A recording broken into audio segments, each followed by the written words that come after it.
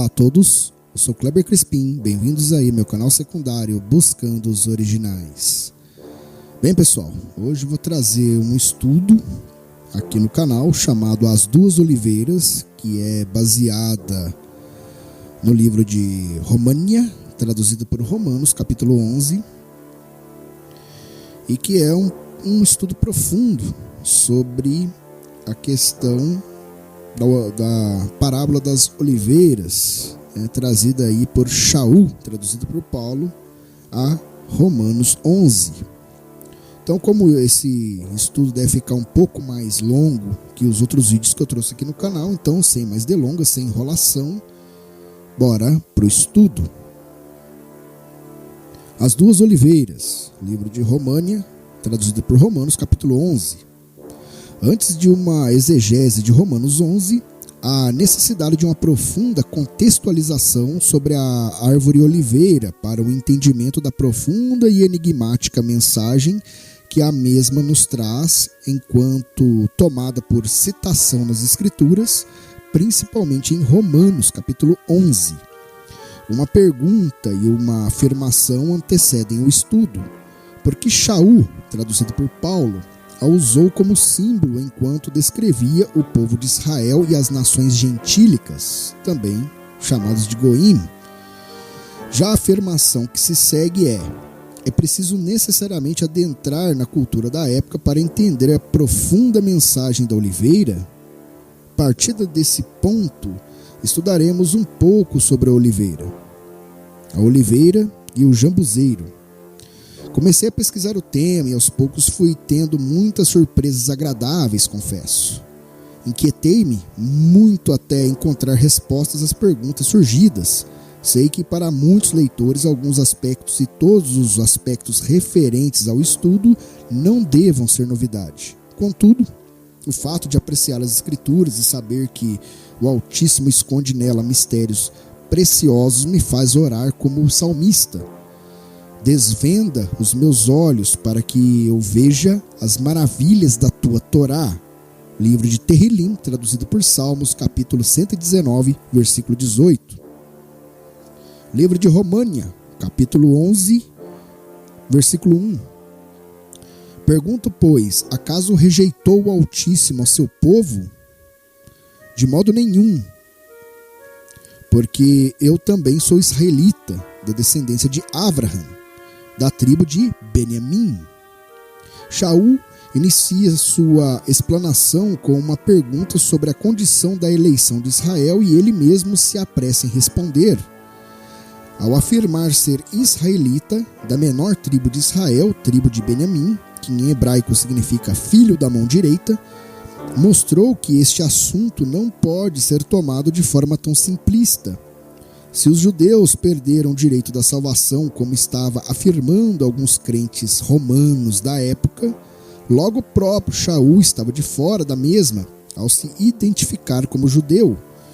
Com isto, assimilou a todos que a salvação é individual de alcance geral, diferentemente da visão concentrada pelos romanos crentes em Yahusha naquela ocasião. Livro de România, capítulo 11, versículo 2. Elohim não rejeitou ao seu povo que antes conheceu.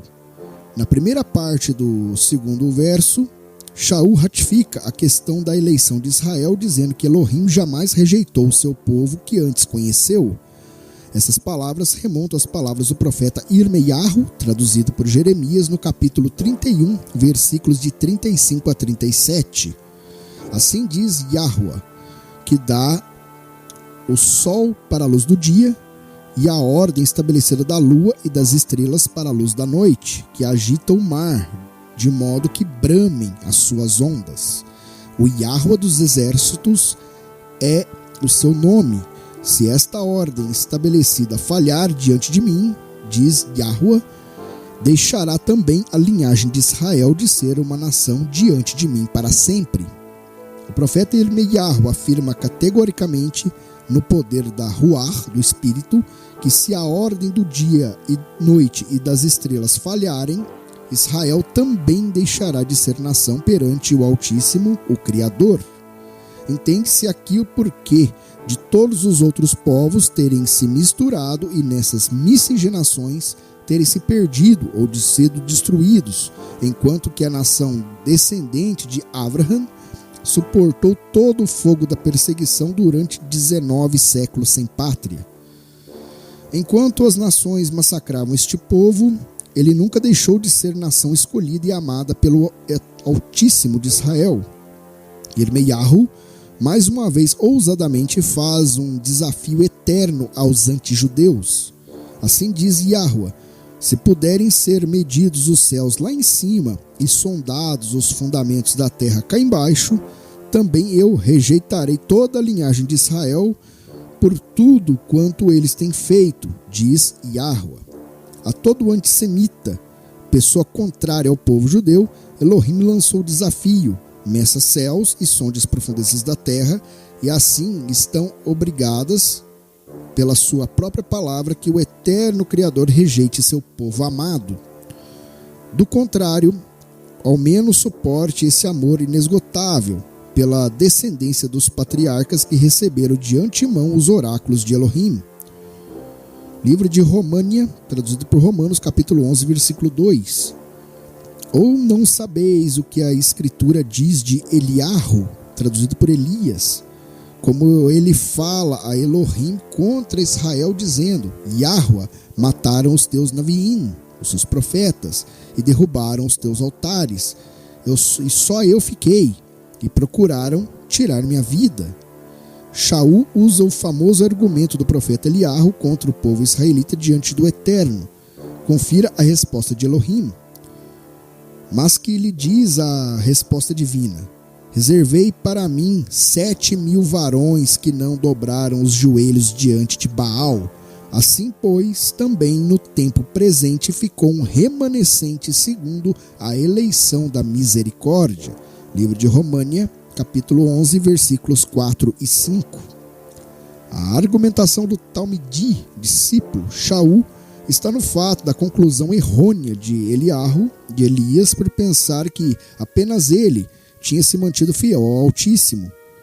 Como vimos, uma falsa impressão, pois havia 7.000 homens fiéis ao Altíssimo de Israel. Shaul compara a precipitação conclusiva de Eliarro com as dos crentes romanos e elucida a questão. Assim, pois, também no tempo presente ficou um remanescente segundo a eleição da misericórdia. Romanos, capítulo 11, versículos de 7 e 8. Pois que o que Israel busca, isso não o alcançou, mas os eleitos, os judeus eleitos em questão, alcançaram. E os outros, os judeus transgressores da Torá, foram endurecidos, como está escrito: Elohim lhes deu um ruar, um espírito entorpecido, olhos para não verem e ouvidos para não ouvirem até o dia de hoje. Mas claro que isso é impossível. Shaul especifica 2 grupos de israelitas, um grupo eleito e um outro grupo endurecido pelo próprio Elohim, estavam cegados por seus próprios pecados. Israel enquanto uma nação. Romanos, capítulo 11, versículo 11 diz: logo pergunto, porventura tropeçaram de modo que caíssem? De maneira nenhuma. Antes, pelo seu tropeço, veio a salvação aos goim, aos gentios, para os incitar à emulação, ou seja, ao ciúme. Fica óbvio, através desse versículo, que tudo estava dentro de um plano de redenção. Israel não deixou de ser nação escolhida, e a igreja cristã jamais a substituiu. Ora, pessoal, temos aqui, uma clara evidência do dispensacionalismo e também da teologia da substituição, que muitos crentes das escrituras aí abraçam e têm como verdade absoluta. Eu já fiz série aqui no canal sobre isso, pessoal. Assistem lá. Continuemos aqui. No entanto, a exclusividade dos judeus, como Israel, deu lugar a outros povos enxertados neles, no próprio Israel, e não em lugar deles. Livro de România, capítulo 11, versículo 12. Ora, se o tropeço deles é a riqueza do mundo, e a sua diminuição à riqueza dos gentios, quanto mais a sua plenitude. Em outras palavras, o meu povo é tão abençoado que até tropeçando abençoa vocês. Quando Elohim afirmou um pacto com Abraham, disse: benditas serão todas as nações em ti. Se o tropeço de Israel gerou bênção para todas as nações, imagine quando entrar em sua plenitude, quando as duas casas, a Beit Israel e a Beit Efraim, forem restauradas. Shaul traz a consciência dos romanos que, se a diminuição dos judeus abençoa, quanto mais seu engrandecimento. Ou seja, com Israel todos ganham. Shaul ensina que quando os judeus estiverem prontos a bradarem Baruch Rabá B'Shem Yahuwah, bendito és tu que vem em nome do Altíssimo, e entrar em sua plenitude, Yahusha então retornará, ocasionando ressurreição dentre os mortos. Livro de România, capítulo 11, versículos de 13 a 15. Mas é a vós, gentios, que falo, e porquanto sou emissário dos Goim, exalto o meu ministério para ver se de algum modo posso incitar à emulação os da minha raça e salvar algum deles, porque se a sua rejeição, a rejeição dos judeus a seu Mashiach, é a reconciliação do mundo, qual será a sua admissão, aceitação ao seu próprio Mashiach, senão a vida dentre os mortos, ou seja, a ressurreição? A partir deste ponto de Romanos 11, Shaul começa a usar a oliveira para descrever os judeus e os gentios.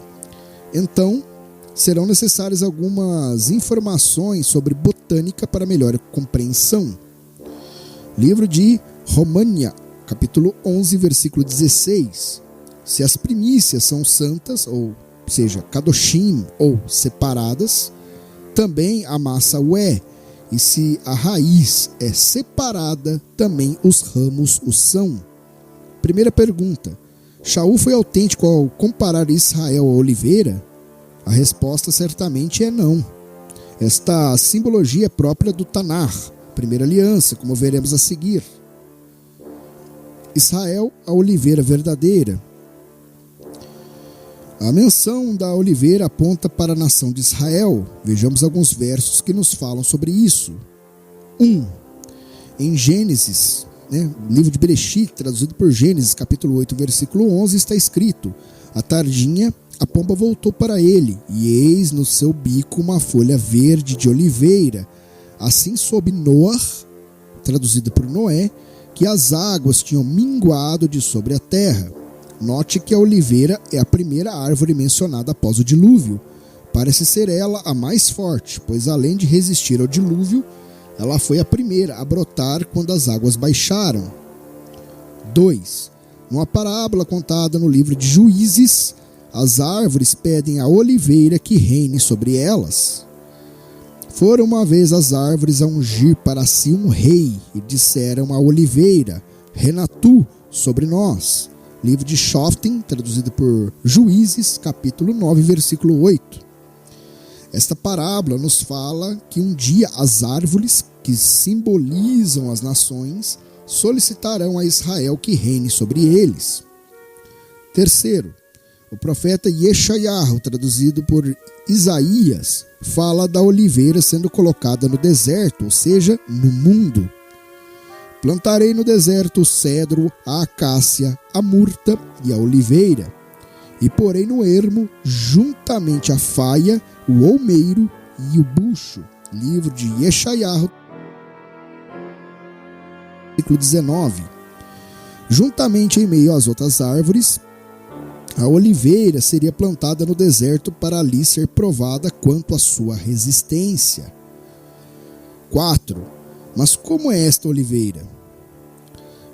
Denominou-te o Eterno oliveira verde, formosa por seus deliciosos frutos, mas agora a voz de um grande tumulto acendeu fogo nela, e se quebraram os seus ramos. Livro de Irmeiahu, traduzido por Jeremias, capítulo 11, versículo 16. Veja que esta oliveira é verde, ou seja, está viva, e formosa, ou seja, é bela. e dá a todos que se achegarem a ela deliciosos frutos. Assim, acontece com todos os que se aproximam de Israel. Quinto, agora o profeta Zacarias tem uma visão do futuro dessa oliveira, dividida em 2 ramos. Segunda vez falei-lhe perguntando: quem são aqueles 2 ramos de oliveira que estão junto aos 2 tubos de ouro e que vertem de si azeite dourado? Livro de Zacarias, capítulo 4, versículo 12. Elohim mostra ao profeta que Israel estaria dividido em 2, mas sempre à sombra da menorá, o candelabro, símbolo da presença do Altíssimo. Conclusão desses textos. Temos aqui um percurso das Escrituras sobre o destino de Israel, um povo que resistiria ao dilúvio das nações, o que acabaria com os outros, não conseguiria matar a Israel. Também já estava profetizada a dispersão da nação de Israel e seus filhos sendo provados no deserto impiedoso do mundo. Mas mesmo ali, eles dariam frutos deliciosos, seriam formosos à vista, porém, seus ramos seriam quebrados. Voltando a Romanos 11:16, diz: se as primícias são santas, ou seja, kadoshim, separadas, também a massa o é, e se a raiz é separada, também os ramos o são. Segunda pergunta: o que significa primícias e a quem se aplica? Primícias, de acordo com a Torá, são os primeiros frutos da colheita. Estes são kadoshim, separados, a Yahuwah, o Altíssimo. Indubitavelmente se aplica aos patriarcas Abraham, Isaac e Yaakov, os primeiros frutos da seiva da boa oliveira, ou seja, Israel. Veja o gráfico da oliveira. Segundo a engenharia, um banco de 3 pés é o mais firme. Quanto mais pés, mais difícil se regular ao chão. Pode-se afirmar que os pés de apoio da oliveira são Abraham, Isaac e Yaakov. Os remanescentes. Livro de România, traduzido por Romanos, capítulo 11, versículos 17 e 18. E se alguns dos ramos foram quebrados, e tu, sendo zambujeiro, foste enxertado no lugar deles e feito participante da raiz e da seiva da oliveira, não te exaltes contra os ramos, e se contra eles te gloriares, não és tu que sustentas a raiz, mas a raiz a ti. Não sou botânico, mas entendo que Elohim usou muitas vezes as plantas para falar ao nosso coração.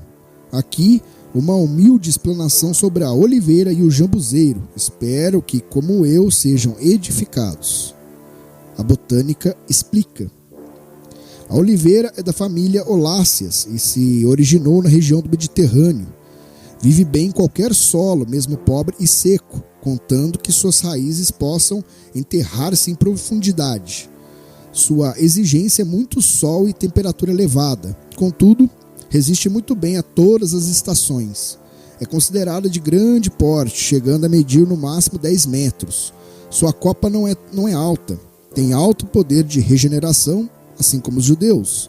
Se cortar a copa, rapidamente acontece o brotamento. Sobrevivem por muito tempo, mais de 1000 anos.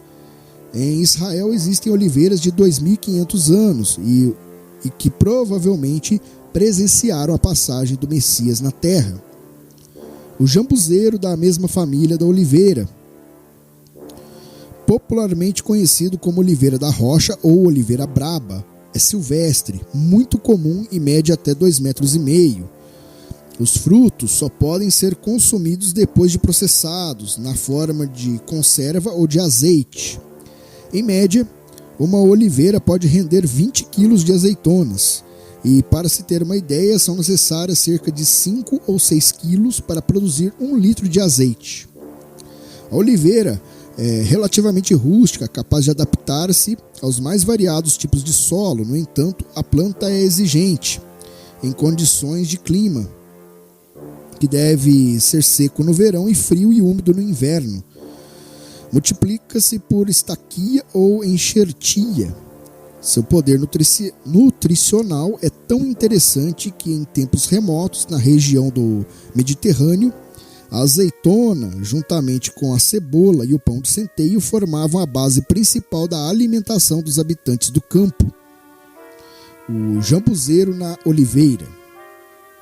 E se alguns dos ramos foram quebrados e tu, sendo jambuzeiro, foste enxertado no lugar deles e feito participante da raiz e da seiva da oliveira, não te exalte contra os ramos, e se contra eles te gloriares, não és tu que sustentas a raiz, mas a raiz a ti.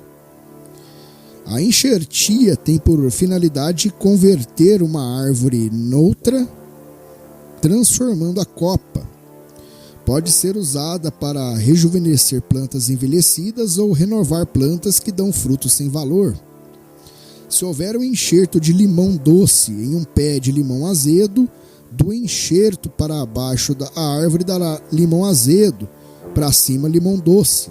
É assim que funcionam naturalmente os enxertos. Procurei em diversas fontes, não poucas, sobre enxertia de zambujeiros em oliveiras. Tudo que encontrei foi que há incompatibilidade para esse tipo de enxerto, visto que a planta boa, a oliveira verde, receberia a braba, o jambuzeiro, e perderia sua qualidade. Passaria em sua copa a produzir oliveiras brabas, e no enxerto, para baixo, oliveiras puras. Seria uma perda. Pensei, Eterno, e agora? Como se aplica esse enxerto citado por Shaul? Será que ele não entendia de enxertos? Não, o Senhor não o deixaria escrever sobre algo sem sentido. Voltei a pesquisar e encontrei um artigo muito bom. Nele, o autor descreve o enxerto como contrário à natureza, tal qual citou Shaul. Porque se tu foste cortado do natural jambuzeiro e contra a natureza, enxertado na boa oliveira. Livro de România, traduzido por Romanos, capítulo 11, versículo 24. É isso, o enxerto só funciona porque é sobrenatural. Ramos naturais e enxertados. Os ramos naturais representam Israel, a quem primeiramente foi dada a revelação de Yahusha com todos os tesouros escondidos nele. O zambujeiro é a igreja que recebeu a herança da aliança eterna por acreditar em Yahusha, Hamashia, o ungido. A oliveira é Yahusha, Hamashia, que sustenta ambos, Israel e a igreja, através da raiz e da seiva.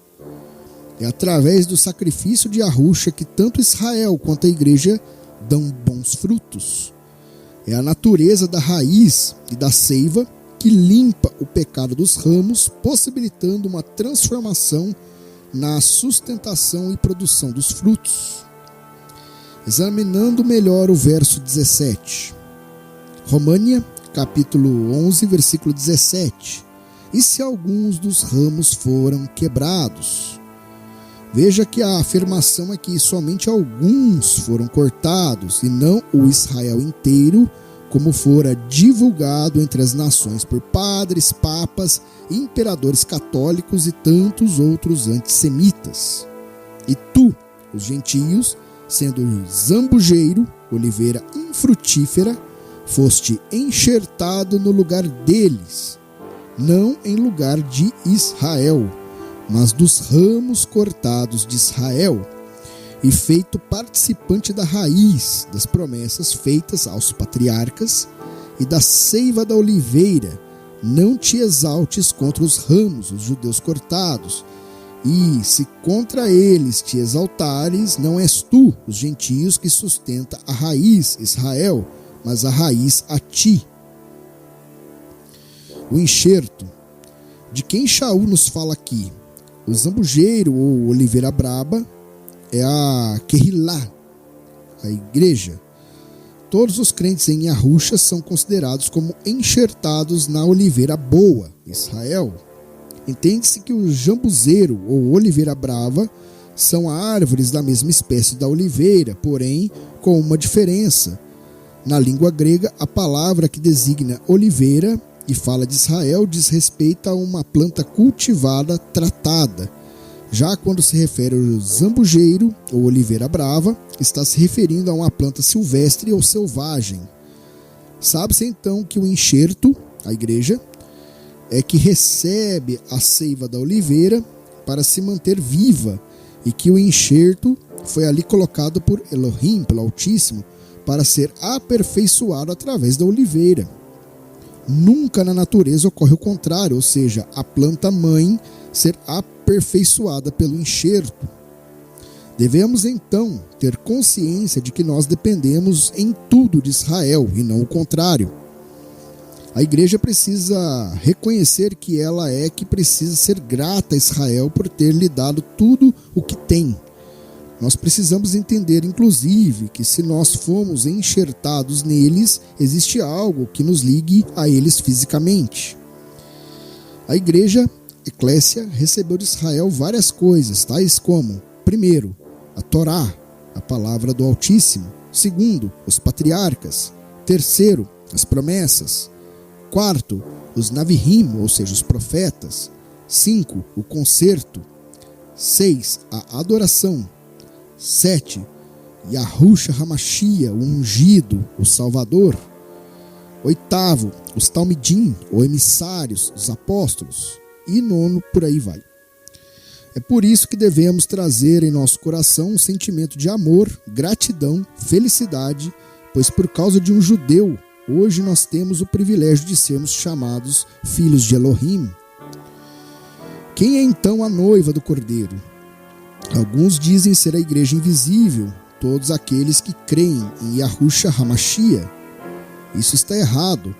A noiva são todos aqueles que creem que Yahushua é o Messias, judeus e gentios. Os judeus são a parte principal da noiva, eles são a oliveira mãe, lembra-se? E quando o shofar, a trombeta, for tocado nos céus pelo arcanjo, então Yahushua voltará para todos aqueles que creram que ele era o Messias. Nossas tradições eclesiásticas nos dizem que Elohim nada mais tem a ver com Israel, mas como vemos, eles são a parte mais importante do projeto do Altíssimo. A aproximação dos ramos. Hoje temos a consciência de que precisamos nos aproximar de Israel, pois eles são conosco. Não é possível falar em redenção, salvação, restauração e consumação dos planos do Eterno sem passarmos por Jerusalém, por Israel. Por isso, conclamamos a oliveira brava, o jambuzeiro, a aproximar-se de seus irmãos que hoje, em sua grande maioria, desconhecem quem somos nós e por que existimos. Segundo livro de România, capítulo 11, versículos de 20 a 21. Não te ensoberbas, mas teme, porque se Elohim não poupou os ramos naturais, não poupará a ti. Os ramos naturais cortados são todos os judeus incrédulos que, por obstinação e orgulho, não reconheceram aquele que tanto esperavam. A questão relatada por Shaul é que se Elohim não poupou os legítimos filhos de Abraham, por certo não pouparia os adotivos gentios. No entanto, algumas questões devem ser tratadas com mais carinho e atenção. Se há alguns erros de percepções no tocante ao povo de Israel. Já há muito que ensinamentos antissemitas acontecem em todo lugar.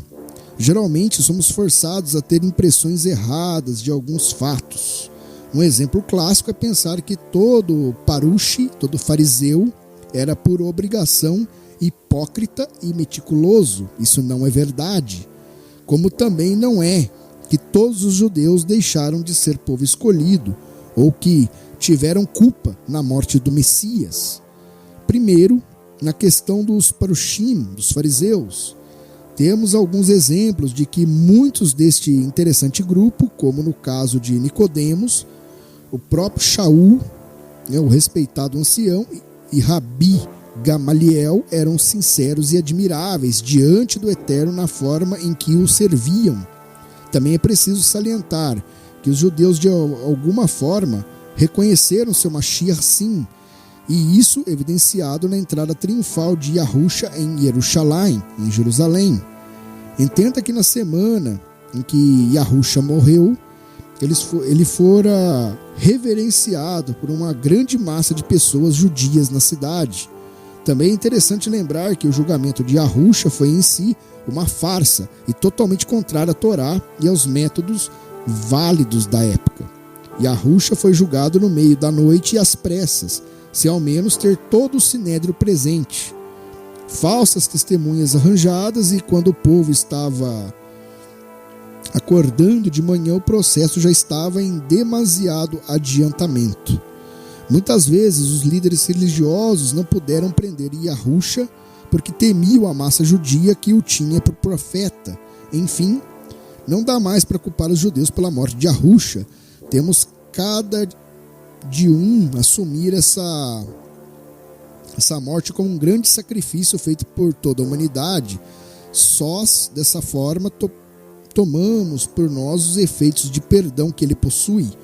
Imagine se um judeu levasse ao templo uma expiação pelos seus próprios pecados, depois de sacrificado o mesmo, afirmasse que o cordeirinho, na verdade, foi morto pela culpa de outrem, que ele mesmo era inocente na morte do animalzinho. Creio que essa pessoa não seria redimida pelo sangue derramado do cordeirinho, haja visto que não reconheceu que foi pela remissão de seus pecados que ele morreu. Não é isso que os gentios fizeram por muito tempo concernente à morte de Yahusha. Não assumir a culpa na morte do Mashiach implica em dizer que ele expiou por outros e não por você. Livro de România, traduzido por Romanos, capítulo 11, versículo 24.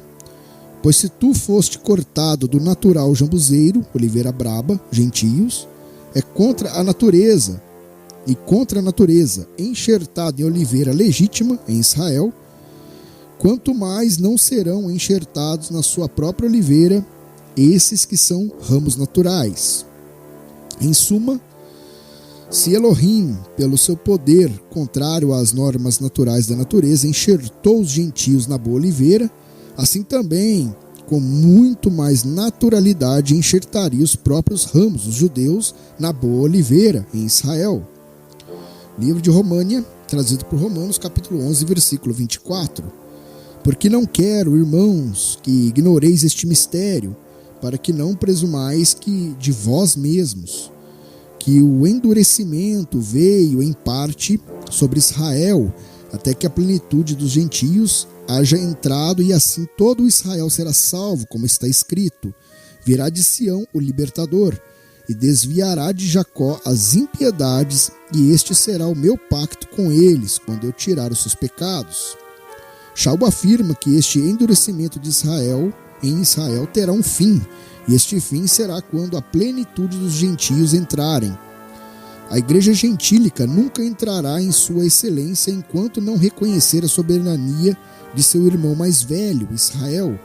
As escrituras apontam um amadurecimento por parte da igreja dos Goim em relação a seu irmão mais velho, Israel, reconhecendo sua primogenitura na eleição. Assim virão muitos povos e poderosas nações buscarem em Jerusalém o Eterno dos exércitos e suplicar a bênção do Altíssimo. Assim diz o Altíssimo dos exércitos: naquele dia sucederá que 10 homens de nações de todas as línguas pegarão na orla das vestes de um judeu, dizendo: iremos convosco, porque temos ouvido que Elohim está convosco. Esses 10 homens de várias nações são os efraimitas, que na divisão de Israel em 2 casas se rebelaram contra o comando da tribo de Judá. Estes reconhecerão seu papel dentro da oliveira, por isso Shaul profeticamente afirmou: e assim todo Israel será salvo, como está escrito: virá de Sião o libertador, e desviará de Jacó as impiedades, e este será o meu pacto com eles, quando eu tirar os seus pecados. Amados por causa dos pais. Livro de România, capítulo 11, versículo 28. quando as boas novas, eles na verdade são inimigos de causas de vós, mas quanto à eleição, amados por causa dos pais. Que declaração de amor linda Shaul prestou a seu povo amado. Os judeus endurecidos se tornaram inimigos por causa do ciúme causado pelos gentios. Porém, no tocante à eleição, sua vocação sacerdotal diante das nações, serão sempre amados por causa dos patriarcas. Aleluia! Livro de Romanos, capítulo 11, versículo 29.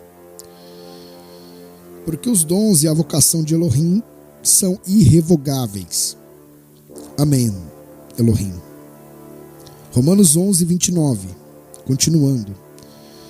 Pois assim como vós outrora fostes desobedientes ao Pai, mas agora alcançastes misericórdia pela desobediência deles, assim também estes agora foram desobedientes, para também alcançarem misericórdia pela misericórdia a vós demonstrada. Recebe a misericórdia de Elohim alcança todos. Shaul mostra nesse verso que apenas houve uma inversão de papel. Os gentios, primeiramente desobedientes, alcançaram o perdão, e Israel, em sua desobediência, também tem o direito de alcançar o mesmo favor não merecido, pela graça demonstrada aos desobedientes gentios. Livro de Romanos 11, capítulos 32 e 33. Porque Elohim encerrou a todos debaixo da desobediência, a fim de usar de misericórdia para com todos.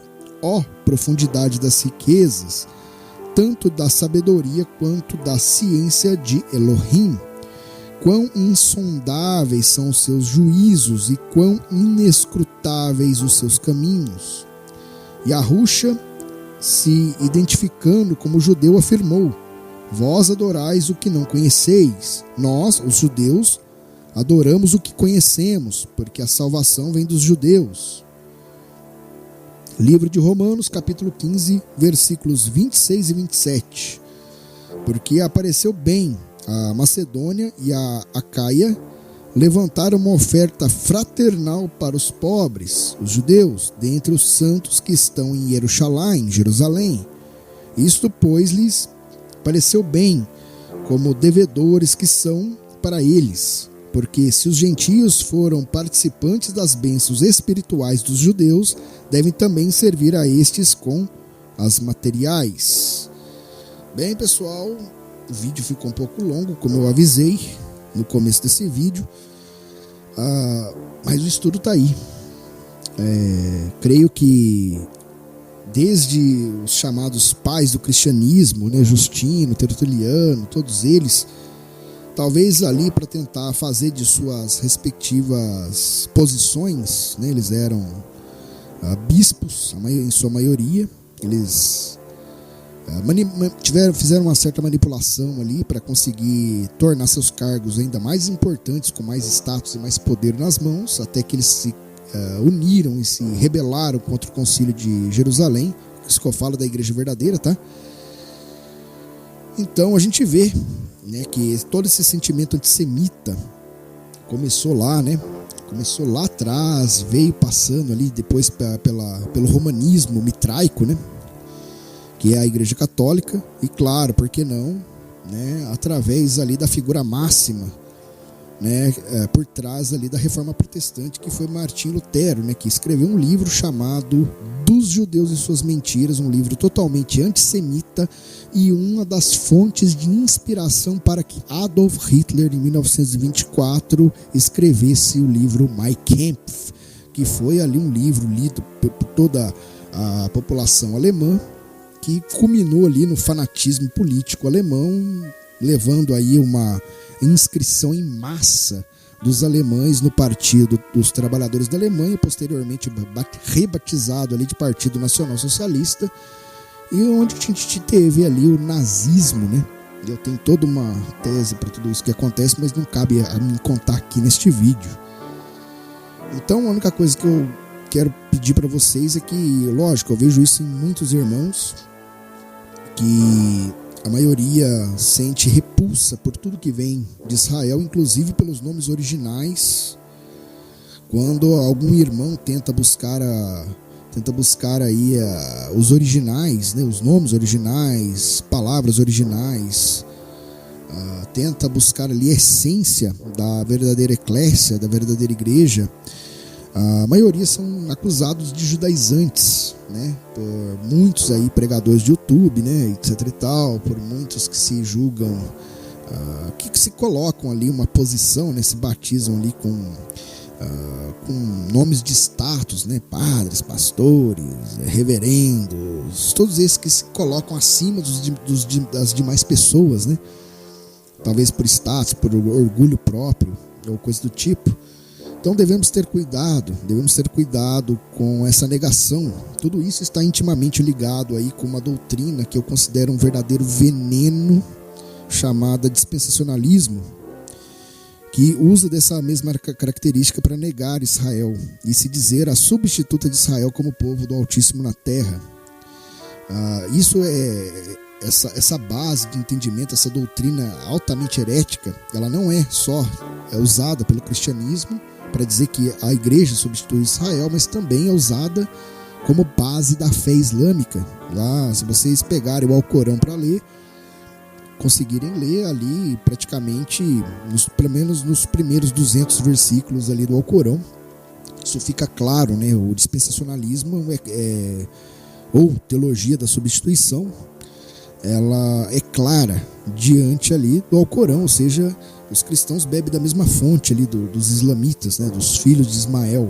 Então, o que eu quero dizer é isso, tomem cuidado. Lógico, nós não devemos reverenciar tudo que vem do judaísmo, nós temos que filtrar muita coisa, porque, lógico, ali existem muitas coisas como Talmud, Midrash, Zohar, Cabala, tem algumas coisas ali que nós não devemos ali nos influenciar por essas coisas, mas unicamente pelas separadas escrituras.